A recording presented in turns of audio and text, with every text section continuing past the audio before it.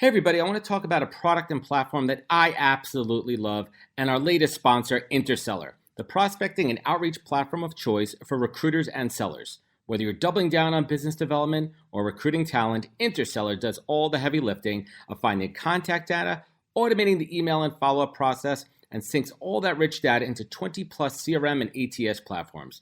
Reach out now and get going on a 2-week free trial and let them know you heard about it from Adam on the podcast today. Check out the link on the website. Appreciate it. Welcome to the podcast, where we introduce you to incredible humans who share their journeys with the mission to inspire you to harness your own inner tenacity to drive your life and career forward. And now, your host, Adam Posner.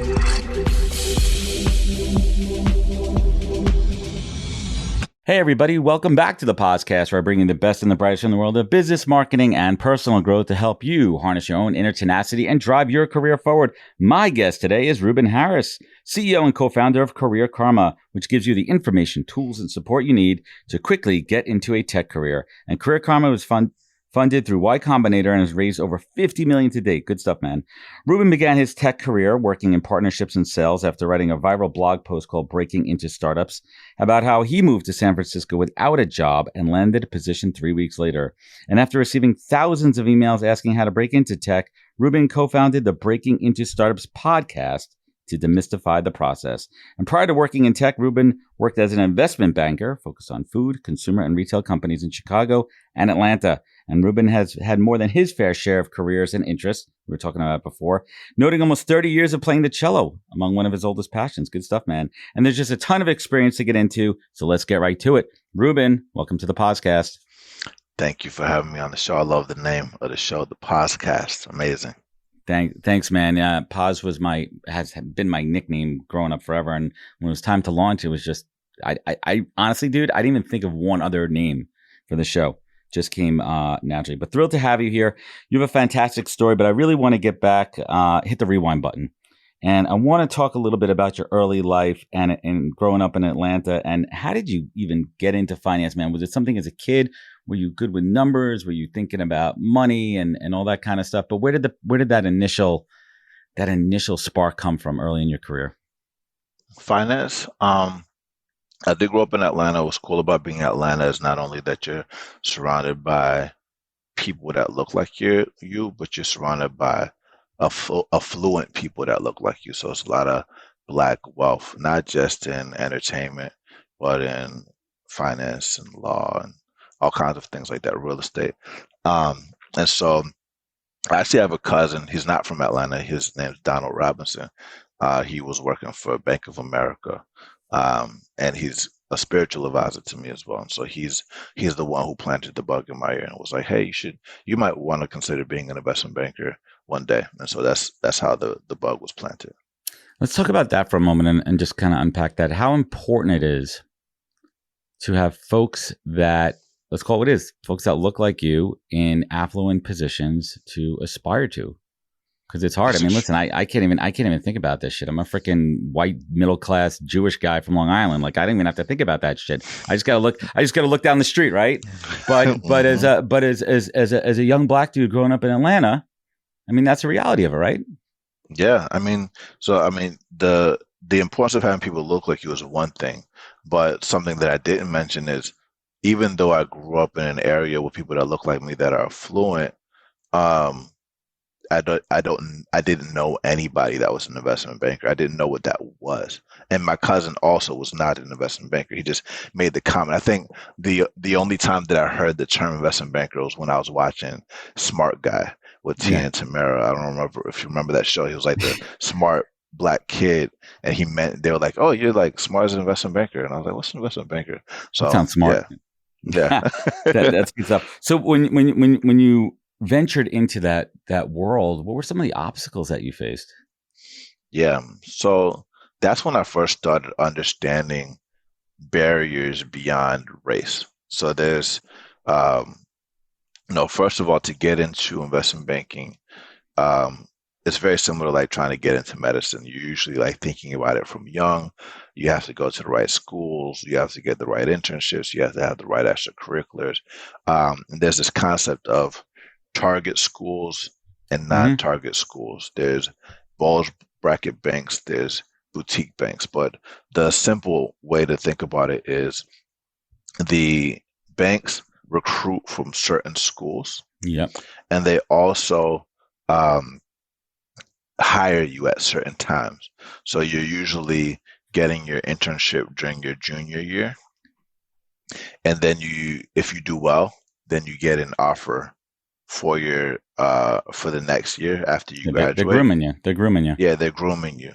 Um, and there's sometimes a chance that you could actually like do something during your senior year, but like if you're getting an internship during your senior year, you're kind of like out because by the time you graduate, let's say you graduate, you want to be ready for that next summer to start full time.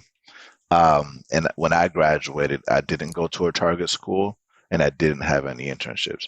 And the other barrier is you have to have a certain GPA, and usually the GPA is like 3.8 and above. And I had none of those things. So those were all the barriers I faced. So how'd you break through 'em, man? That's a good question. There's a blog that I discovered called Mergers and Inquisitions that demystified this opaque world of investment banking.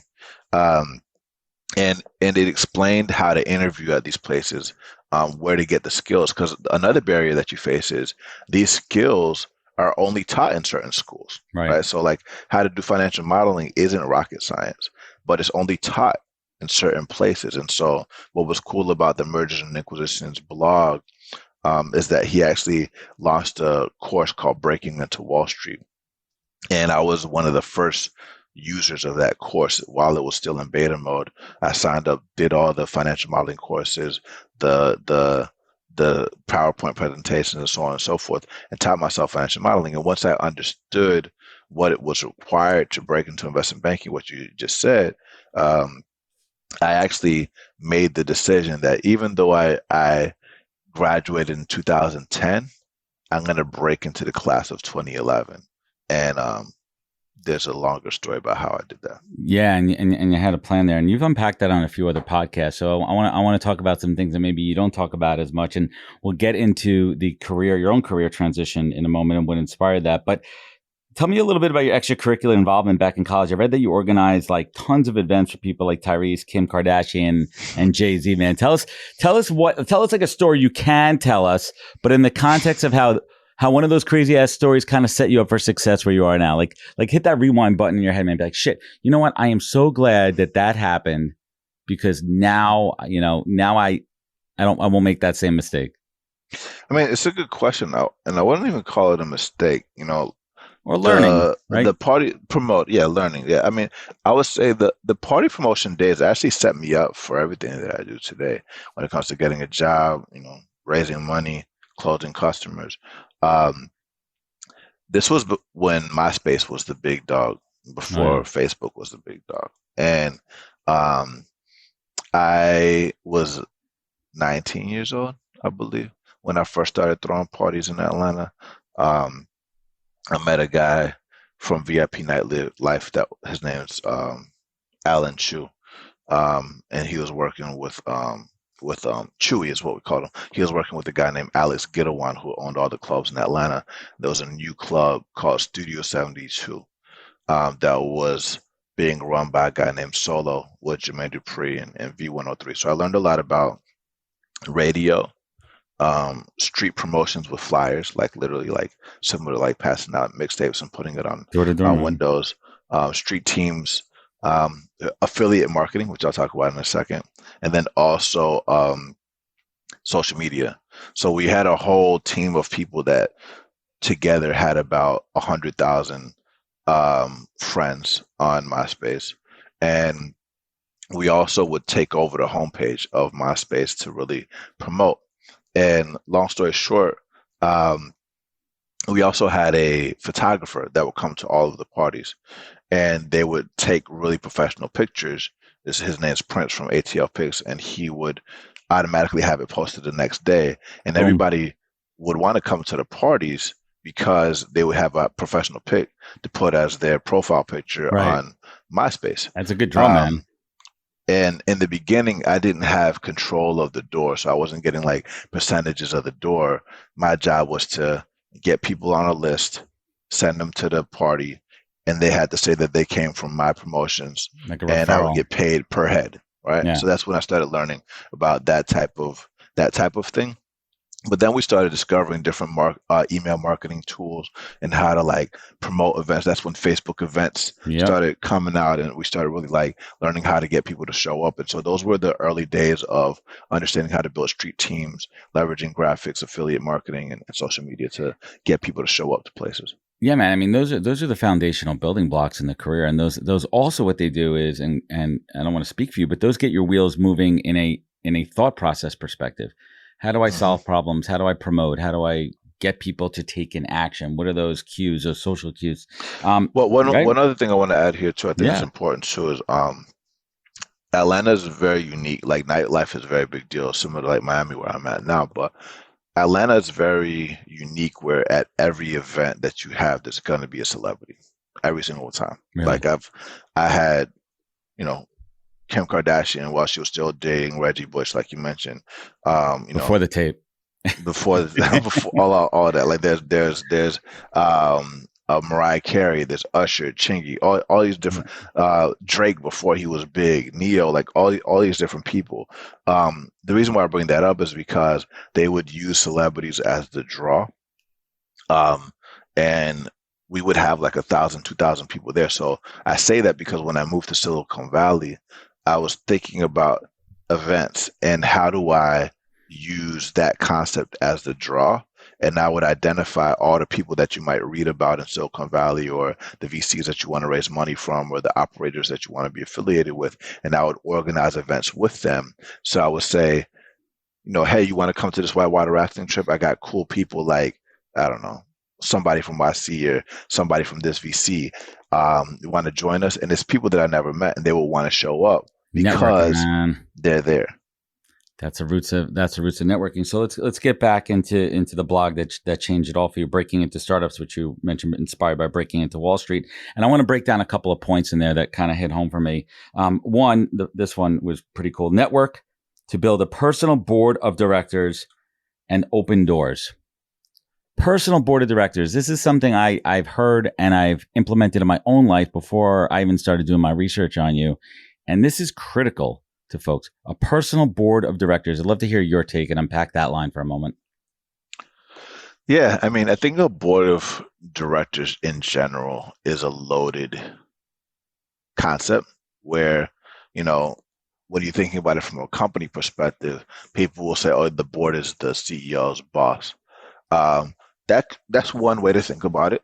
Another way to think about it is it's a way to manage your team and like just let them know that there's a quarterly meeting that's happening and there's goals that need to be met, and you need to show up for the board meeting or not. There's a way that they're people that work for you that you would never be able to hire. Mm-hmm. And they're also just like really good people to learn from. So like when I think about it from a personal perspective, it's those last two where it's people that I would never be able to like hire or be like include in my family because we're not blood, but they're people that care about me on a deeper level than a mentor or a coach. And they want to help me see my vision realize and help me develop myself in areas that I may not naturally be competent in. I love and that. So man. when I think about how to recruit people to be in that personal board of directors, it's important for me to imagine who I want to be in the future, where I'm not competent, and who has those skill sets, but also care about me on a deeper level than just a mentor or even a sponsor. And that's a really big difference. It's beyond the reach of a mentor. And I think about those people in my life too, who aren't blood, those people who are in a position in life through success, through business, who I aspire to be. And I know that I could learn from them at a much deeper level than just your traditional mentorship. So it's really taking it to the next one. This is a good one too. quote, doing the unrealistic can be easier than the realistic because there's less competition for the bigger goals.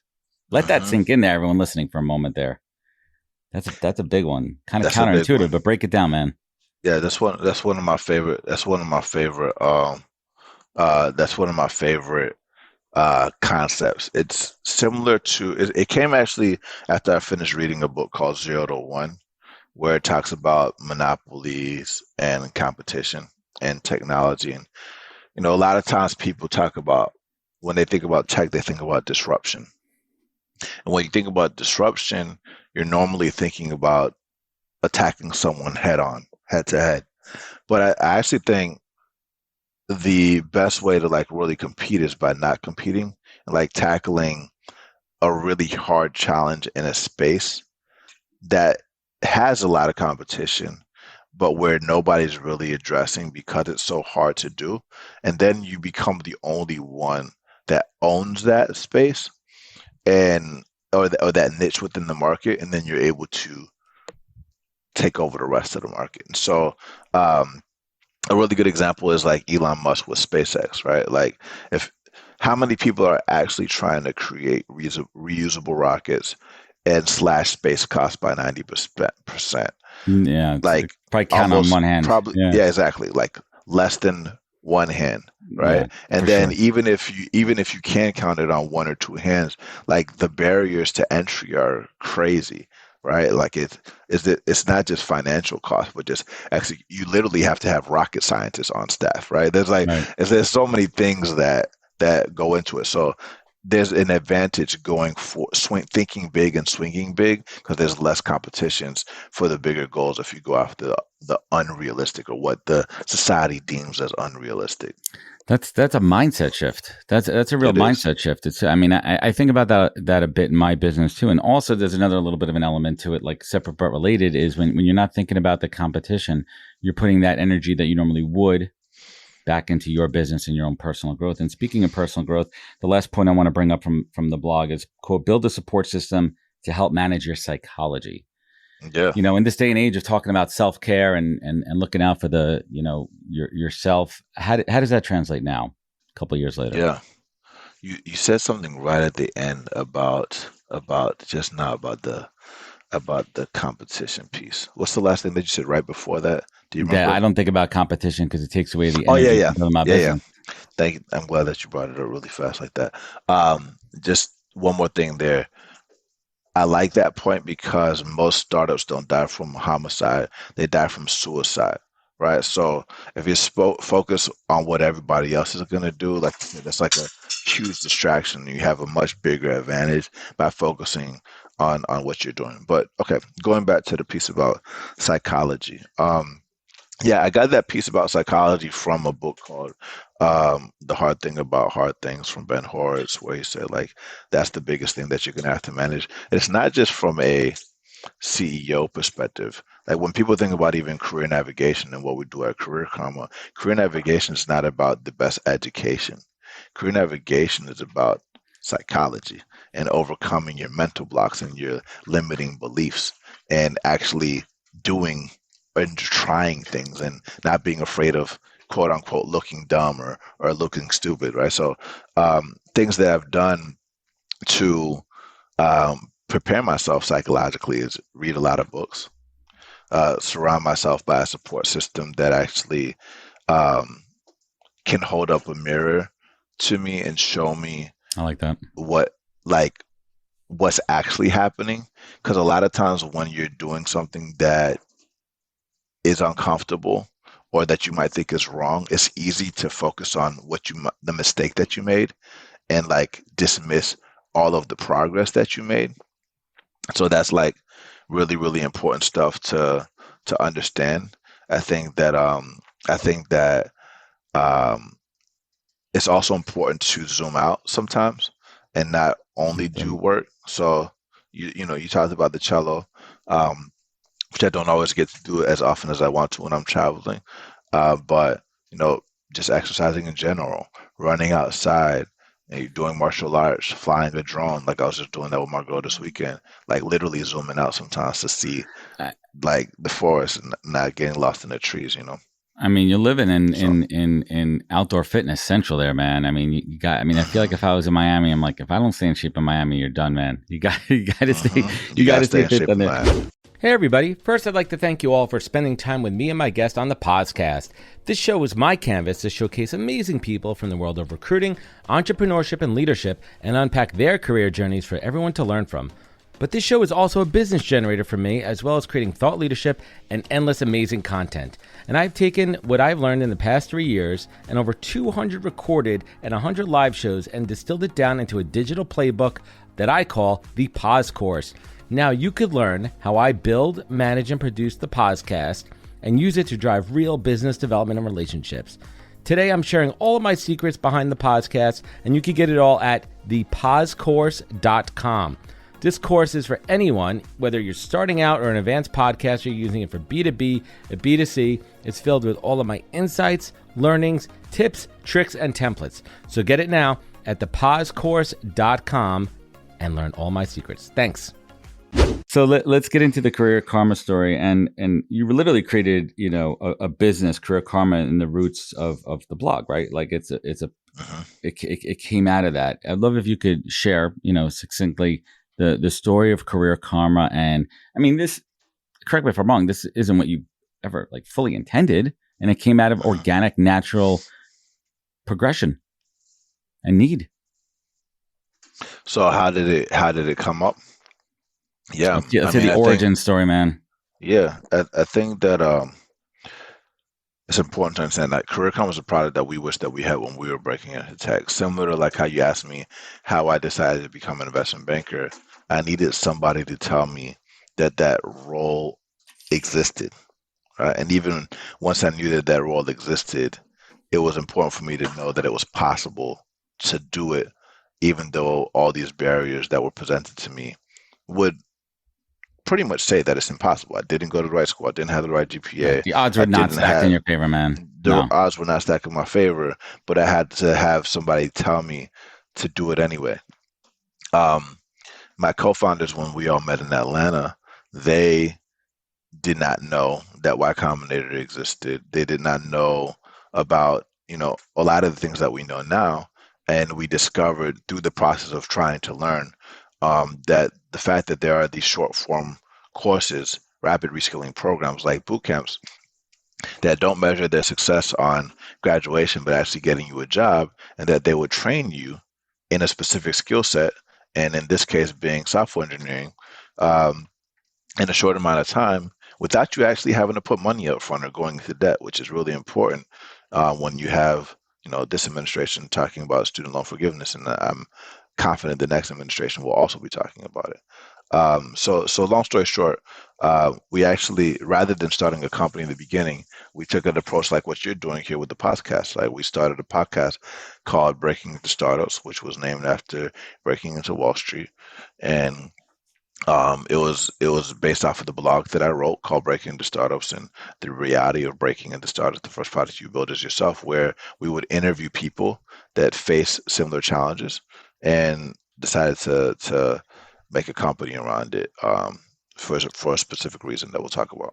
Right, like the idea comes up, right? The idea comes up organically. Like there has to be a better way to help people. There has to be a better way to empower them. There has to be a better way, as you said earlier, to help them put that mirror in front of them and help them figure out what they need and then give it to them, right? And then empower them. And, Career Karma is birthed out of real people and real needs. So talk to us about those early days of developing the initial platform and the product, and how close are you still now tied to that original vision? So the early days of the platform was actually people showing up in a room and us listening to them for guidance. You mean like real life? Like people hang out in real life anymore, right? Like real life people coming to us asking for advice, or showing up to events asking how to get a job, and then us organizing them in a spreadsheet. That's old then school. That evolved, right? Old school, I'm older than I look, and then it's a good problem. It's a good problem to have. Yeah, same thing. And then I'm 73. Right. Exactly. I'm an OG in the game. So then we organize them into Telegram groups, and then we actually use a no-code tool called Bubble, um, and then we started hosting sessions on Zoom, and then we created our own platform that turned into we use live audio rooms instead of Zoom calls. And now we have a whole community with profiles and messaging and things built out, and have almost 3 million people a month coming to us that aren't just trying to get into software engineering roles, but also into non-technical roles like sales and marketing. So, and the networking, I would just the halo effect of networking yeah. had to be incredible too. Yeah. Yeah. I mean, I think just so the people that are listening understand, like we help job training programs find qualified applicants. We're focused on rapid reskilling programs that help people get jobs in a year or less. Well, we match them to the school. They pay us a fee to keep it free for people. So curriculum is completely free. And we reinvest that into these live audio room communities to make sure you're connected to peers, coaches, and mentors to stay supported and find a job informally. I feel like you've said that once before. I feel like you've said that pitch. Maybe I said it a few times, yeah. But thank you for bringing that up there. And what's great, and the reason I reached out to you to have you on the show initially is because your mission and goal ties to the original mission of this show that I really want to start to bring it back to whenever I can with guests like yourself, about empowering and helping people then with their own career journey, at the same time talking about your own story, which obviously, flows with this. But I want to ask one question about Y Combinator for folks, because people may not be aware. Real high level kind of, I'd like to hear just about your experience, the good, the bad, the ugly, with Career Karma, as candidly as you feel like sharing. Because I think a lot of folks out there, it's one of those shiny objects they see, right? When they see like A16Z and they see certain Y Combinator, back in the day when they would see someone working at a WeWork, it's like, wait a minute, like, all right, let me tell you what it was like. It was great for this, maybe not so good if you're looking to do something like this. I think that's real important to share with folks. Yeah, I mean, first of all, I didn't know what Y Combinator was. So if people that are listening don't know what Y Combinator is, it's the world's largest tech accelerator. It's a $300 billion accelerator that essentially birthed, Airbnb, Stripe, Dropbox, Instacart, Rippling, DoorDash. Yeah, to name a few. Yeah, drop it in there, man. You know how to do that. And essentially, it's a network of about 2,000 or more CEOs, and it also has a group of mentors called group partners, that essentially have started billion-dollar companies before, that can tell you how to do it because they've done it themselves, right? So it's best to get advice from people that have done it before, right? And so it's harder to get into Y Combinator than Stanford. So first of all, anybody can apply. You go to ycombinator.com/apply. And essentially, if you pass the application, they're going to give you an interview. And it's like in my time, it was a 10-minute interview. And then you're in. Yeah, there's two batches per year. Cohorts, one right? in the summer. Yeah, cohorts. Or classes. Yeah, we call it batches. So batches. There's one batch in the summer, one batch in the winter, and they last about 3 months. And what's cool about it is they use their brand to validate, especially first-time founders. You don't have to be a first-time founder to be in YC. There's definitely people that have successfully launched multi-billion-dollar companies that have gone to Y Combinator again. And also, when you get in, by the way, they give you money as well, in exchange for equity, right?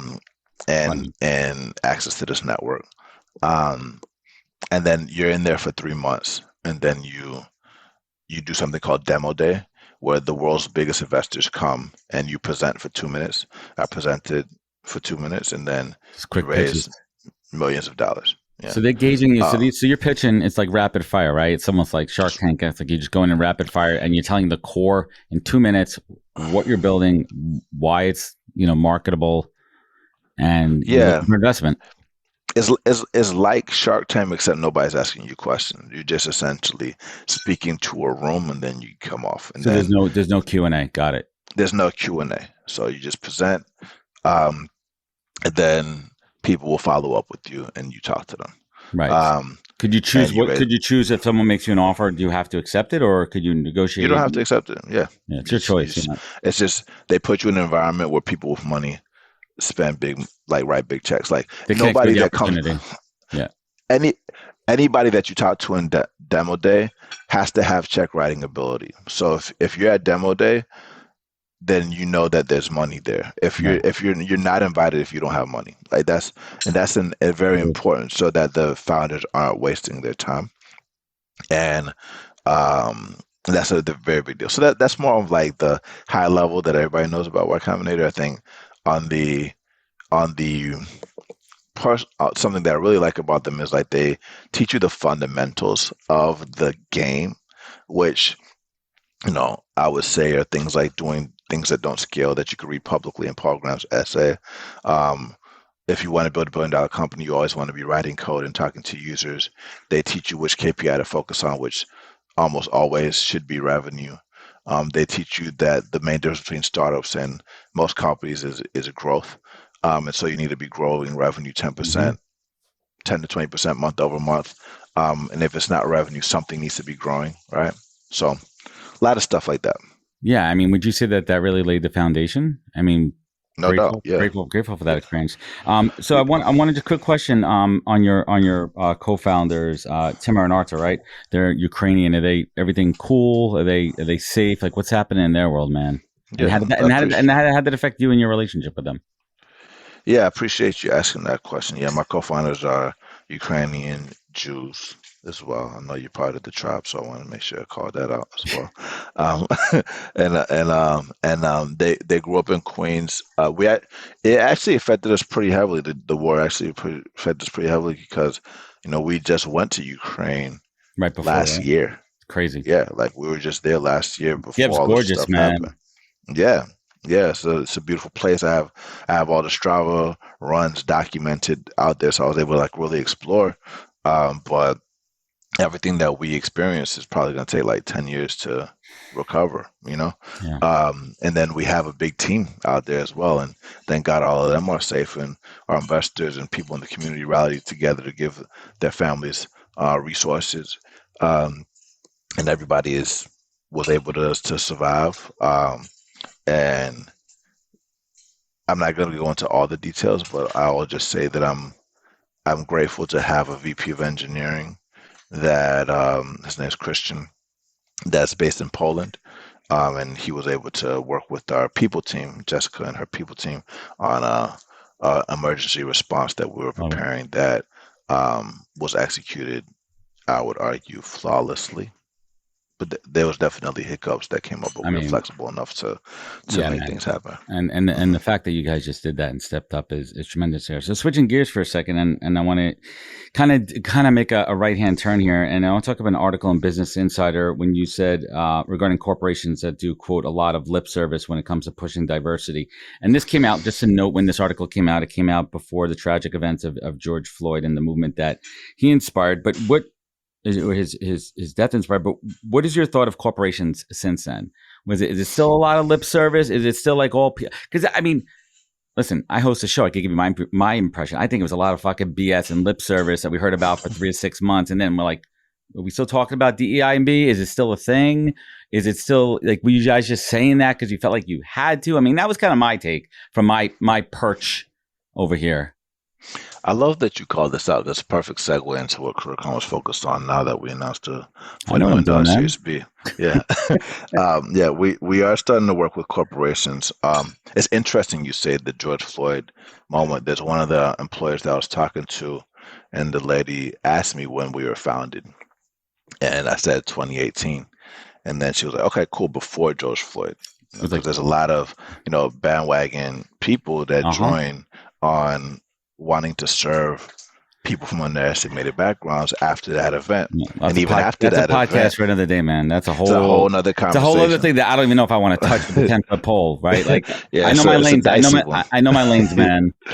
It's a dicey one. Yeah. But I'll say is there are some employers that are doing it. There's some that aren't. I would say, just to touch on this, we talked about over the last 4 years, we've been working with employers that, with boot camps and users. And most of the people that sign up to these job training programs are doing it through an income share agreement or deferred tuition. And the reason why I bring this up is because what that means is the school promises to get them a job. If they get a job, the tuition comes out of their new salary, which indirectly is actually coming from the corporation. What's actually starting to happen is, over like similar to healthcare benefits and 401k benefits, education benefits have existed for a very long time.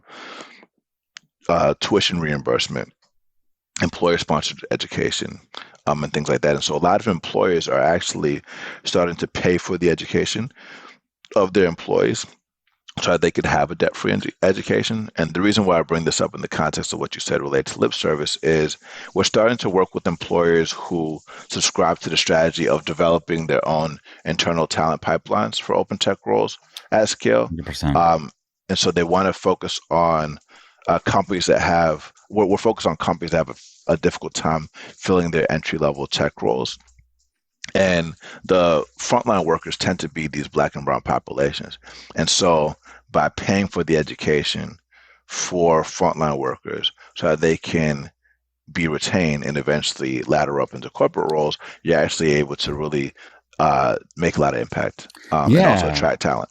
Let's kind of hit the rewind. I want to unpack a concept there, which is so fucking fascinating to me, or when companies at a high level look internally first for promotion, upskilling, and education. These are folks that already work within your organization. They're already into your infrastructure. They're already, I don't like to use the word loyal, but they're working there, man. Right. And if you empower them and you educate them, their loyalty, their retention, your employee retention rates are just gonna go through the roof. So talk to us. I wanna kind of wrap up this part of the segment here. What's on the roadmap forward for Career Karma? I know you guys are working on updating the website, building out some new tech behind it. But from a growth perspective, from an innovation perspective, what do you got on the horizon, Ruben?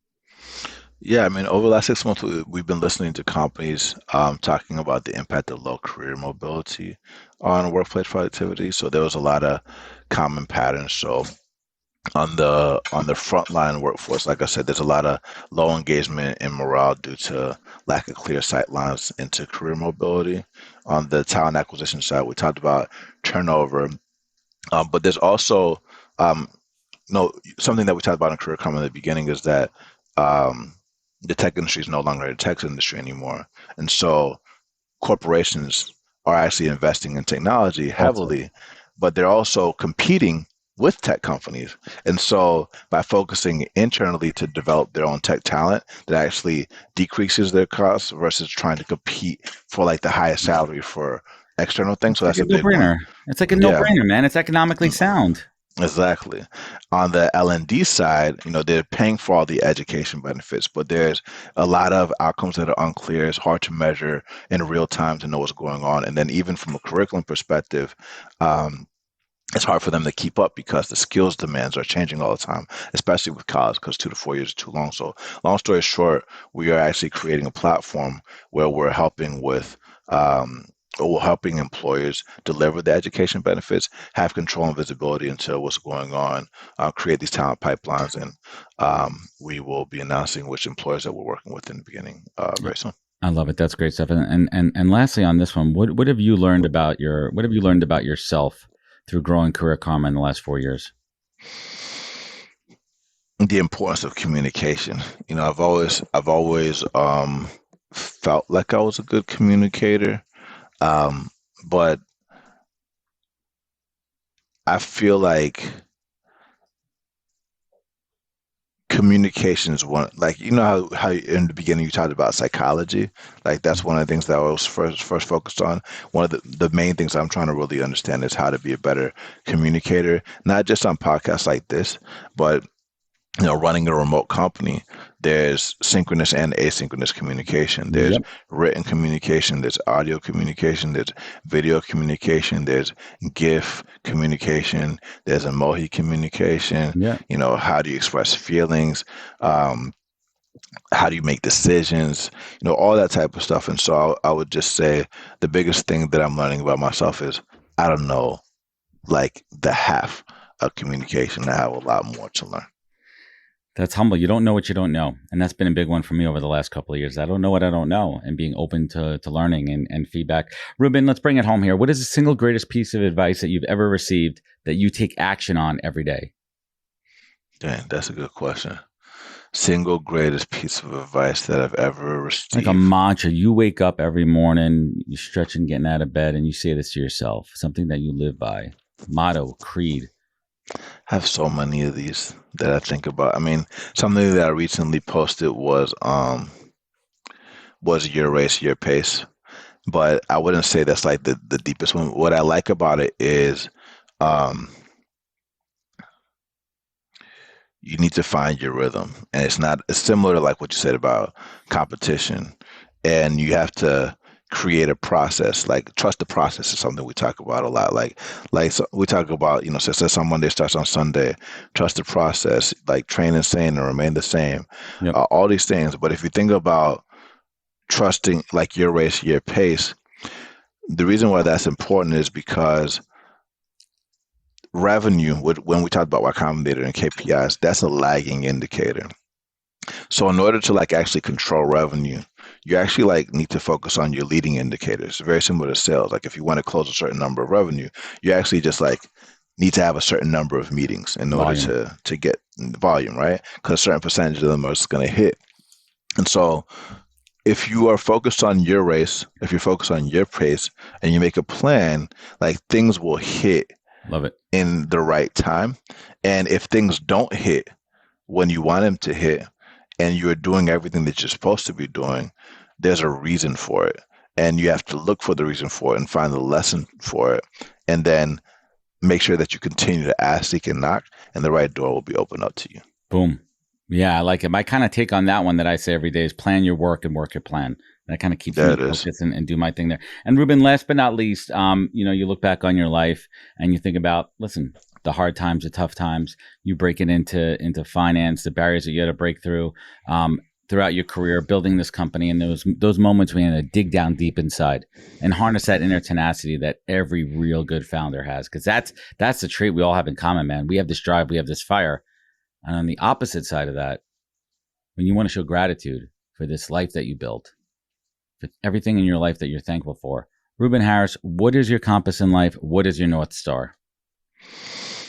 So I grew up in the church, and like, not to be morbid, but I should be dead right now. Like, and the only reason I'm alive is because of God, like, protected me.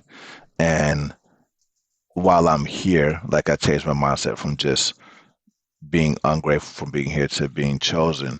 And my goal is to not just help people get a job with money, but to figure out their purpose and essentially get closer to what God made them and put them on this earth to do. So that's what my North Star is.